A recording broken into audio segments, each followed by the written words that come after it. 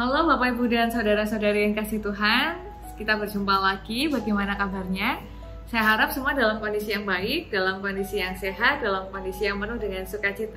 Hari ini kita akan mengawali pagi, pekan, hari yang baru dengan bersama-sama merenungkan firman Tuhan. Tetapi sebelumnya mari kita berdoa. Tuhan, kami mengucap syukur karena Tuhan memberikan kepada kami hari yang baru, pekan yang baru, sehingga kami dapat melaksanakan aktivitas kami dan tanggung jawab kami. Dan pada hari ini kami akan bersama-sama mengawali hari dan pekan ini dengan merenungkan firman Tuhan. Kiranya Tuhan berikan kepada kami kemampuan untuk melihat betapa besar cinta kasih Tuhan, dan kiranya Roh Kudus menonton kami supaya kami dapat melaksanakan kehendak Tuhan di dalam kehidupan kami. Terima kasih ya Tuhan, hanya di dalam nama Tuhan Yesus Kristus, Juru Selamat kami yang hidup, kami berdoa. Haleluya. Amin. Ya Bapak Ibu dan Saudara-saudara yang kasih Tuhan, bacaan kita pada hari ini berdasarkan Mazmur pasal 106. Mazmur pasal 106 ayat yang ke-6 hingga ayat yang ke-8. Mazmur pasal 106 ayat yang ke-6 hingga ayat yang ke-8 yang berbunyi demikian. Kami dan nenek moyang kami telah berbuat dosa. Kami telah bersalah, telah berbuat fasik. Nenek moyang kami di Mesir tidak mengerti perbuatan-perbuatanmu yang ajaib. Tidak ingat betapa besarnya kasih setiamu. Tetapi mereka memberontak terhadap yang maha tinggi di tepi laut Eberau. Namun diselamatkannya mereka oleh karena namanya untuk memperkenalkan keperkasaannya. Demikianlah pembacaan firman Tuhan. Yang berbahagia adalah setiap dari kita yang mendengarkan, merenungkan, memelihara, bahkan diberikan kesempatan untuk menjalankan di tengah kehidupan sehari-hari. Haleluya. Bapak Ibu dan Saudara-saudari yang dikasihi Tuhan, seringkali selama ini kita menganggap hal-hal yang baik terjadi di dalam kehidupan kita ini adalah berkat keberuntungan kita. Jadi kalau misalnya dapat undian arisan, atau misalnya dapat undian berhadiah, kadang kan ada ya kalau beli di toko atau apa ada undian berhadiah. Nah, kita akan mengandalkan keberuntungan kita. Itu yang bisa digunakan bahwa oh, saya ini orangnya cukup beruntung, jadi kalau ada door prize itu tangan saya ini tangan yang cantik, jadi kalau ada door prize biasanya dapat hadiah. Mungkin ada yang menganggap begitu. Mungkin ada juga yang merasa saya itu kalau beli tiket-tiket undian, kupon-kupon undian itu pasti saya dapat. Nah, seringkali kita merasa bahwa hal-hal yang terjadi di dalam kehidupan kita itu kebetulan atau keberuntungan. Hal itu bisa dipahami karena ya kita ini terbatas. Ada banyak sekali hal-hal yang ada di luar diri kita, atau bahkan sebenarnya di dalam diri kita, yang tidak kita pahami bagaimana cara kerjanya. Kita tidak pernah tahu bagaimana sistem-sistem itu bekerja, sehingga kita mendapatkan dalam tanda kutip keberuntungan atau kebetulan yang selama ini kita terima. Nah, padahal di balik itu semua tuh ada sebuah sistem atau ada sebuah karya yang mungkin dari Tuhan secara langsung atau mungkin lewat banyak hal di dalamnya. Nah, ini juga yang saat itu terjadi di tengah kehidupan umat Israel, di dalam perenungannya. Bukan di tengah hidupnya, di dalam perenungannya. Jadi, dipercaya bahwa pada saat itu pemazmur merasa bahwa sebenarnya ketika nenek moyang kita dan kita, umat Israel, bukan saya ya, pemazmur merasa bahwa ya kalau kita dan nenek moyang kita ini menang atau mengalami kebaikan, namanya menjadi besar, itu bukan karena kebaikan atau keberuntungan atau mungkin kekuatan kita. Kalau kekuatan jelas tidak ya, karena pada saat itu bangsa Israel bukan bangsa yang besar. Jadi kalau perang-perang juga bukan bangsa yang punya alat-alat tempur dan tenaga-tenaga yang sangat besar gitu. Jadi kalau kekuatan jelas bukan. Nah, tapi juga bukan keberuntungan, tapi ini yang menjadi refleksi dari pemazmur. Kalau diingat-ingat nih gitu ya, kalau bahasanya sekarang, kalau diingat-ingat itu sebenarnya kami gitu, bangsa-bangsa itu, nenek moyang kami, jadi leluhurnya telah berbuat dosa, berbuat salah, dan berbuat fasik, jadi berbuat yang nggak benar di hadapan Tuhan. Jadi mereka itu sadar, pemazmur ini sadar, pemazmur. Jadi kayak kalau dipikir-pikir nih, hidup kami nggak baik, kami berbuat salah, kami bahkan melakukan hal yang jahat di hadapan Tuhan. Dan bahkan nenek moyang kami, leluhur kami tuh nggak sadar gitu bahwa mereka tuh sedang ditolong Tuhan keluar dari tanah Mesir gitu. Jadi mereka tuh nggak sadar diri bahwa Tuhan itu menjaga mereka, Tuhan melakukan banyak mujizat untuk menolong mereka. Jadi ya lewat tulah-tulah itu juga kan, supaya mereka bisa keluar dari tanah Mesir gitu. Nah tapi malah sampai di laut, di tepi laut Teberau, mereka nggak percaya, aduh ini bakal mati, ini bakal dibunuh sama orang Mesir dan lain-lain. Mereka malah melawan Allah di tepi laut Teberau.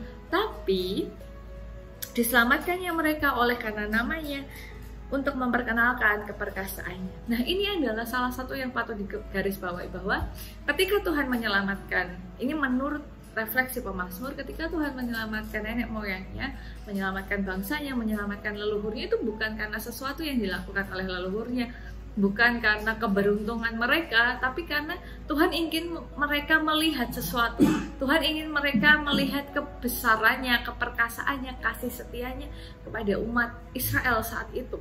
Nah, Bapak Ibu dan saudara-saudari yang dikasihi Tuhan, seringkali banyak hal terjadi di dalam kehidupan kita itu tidak kita pahami maksudnya ya. Mungkin sama seperti bangsa Israel tadi ya, tidak paham bahwa sebenarnya Tuhan sedang menolong, tidak paham bahwa ini adalah proses yang dipakai oleh Tuhan untuk menyelamatkan kita dalam sebuah proses kehidupan yang harus berlangsung, atau mungkin membentuk kita.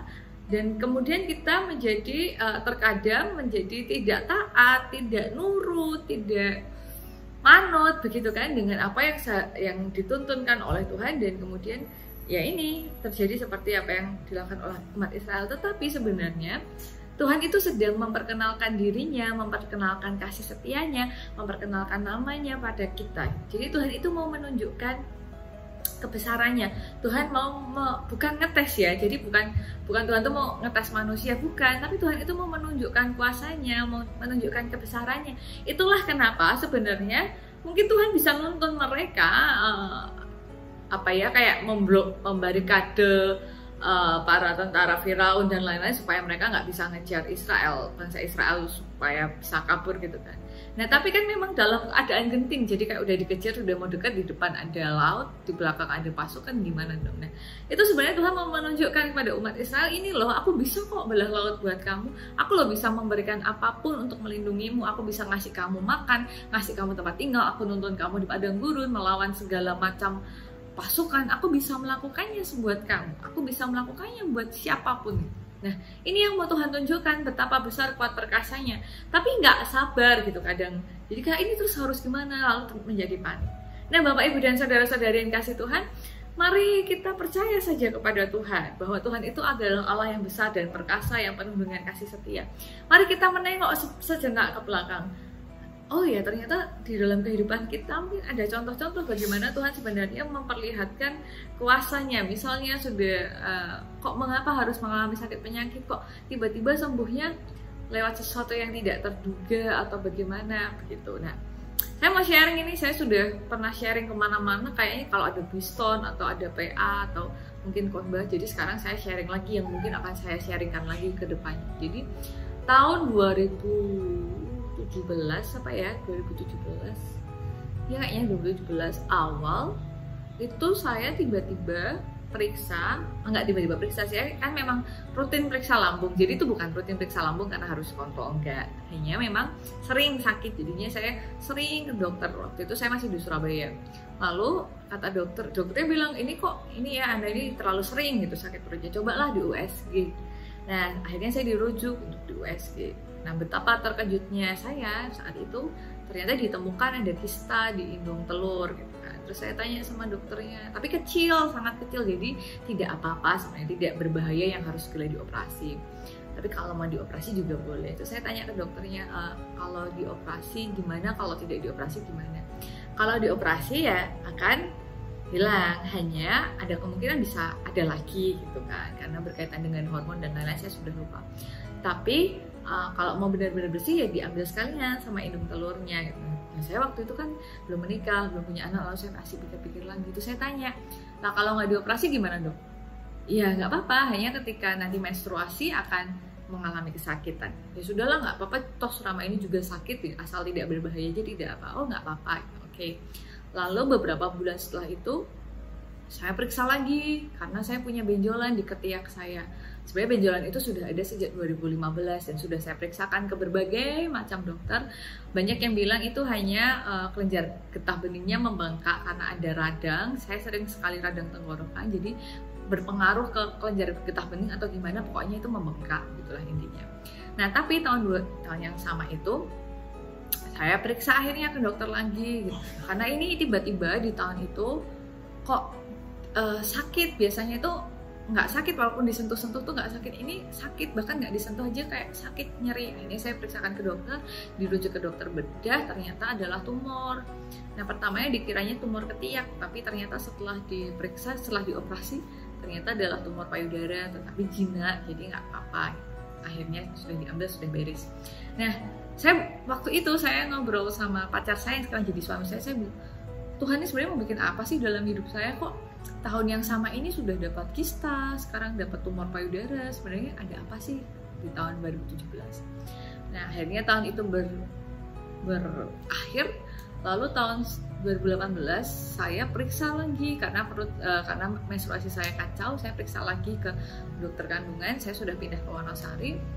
Saya cerita saya punya kista begini-begini, lalu di USG dicek, tidak ada.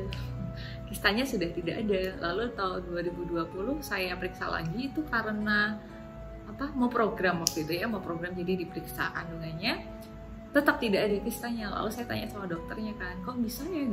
Iya, karena memang pada usia yang segini dengan ukuran yang segini memang bisa pergi begitu saja. Terus saya, oh iya, ternyata nih yang Tuhan mau tunjukkan gitu.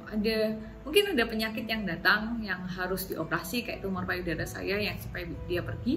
Tapi ada juga kok penyakit yang Tuhan hilangkan begitu saja, nggak usah pakai operasi. Ini tanpa saya mau bilang bahwa ya operasi atau enggak itu bebas, enggak ya. Ini tergantung tuntunan medis, tergantung kata dokter. Saya juga nurut kok sama dokternya, saya nggak bikin kesimpulan atau diagnosa pribadi ya, tolong ini disclaimer.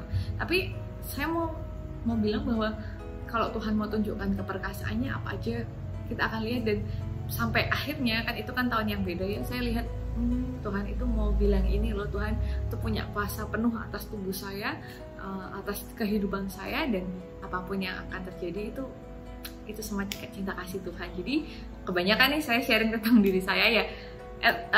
Mungkin Bapak Ibu juga punya cerita-cerita yang sama, mungkin bisa juga diceritakan ya di kolom komentar, atau mungkin ya lewat apapun yang Bapak Ibu bisa ceritakan, kesaksian yang bisa dibagikan untuk menguatkan orang lain.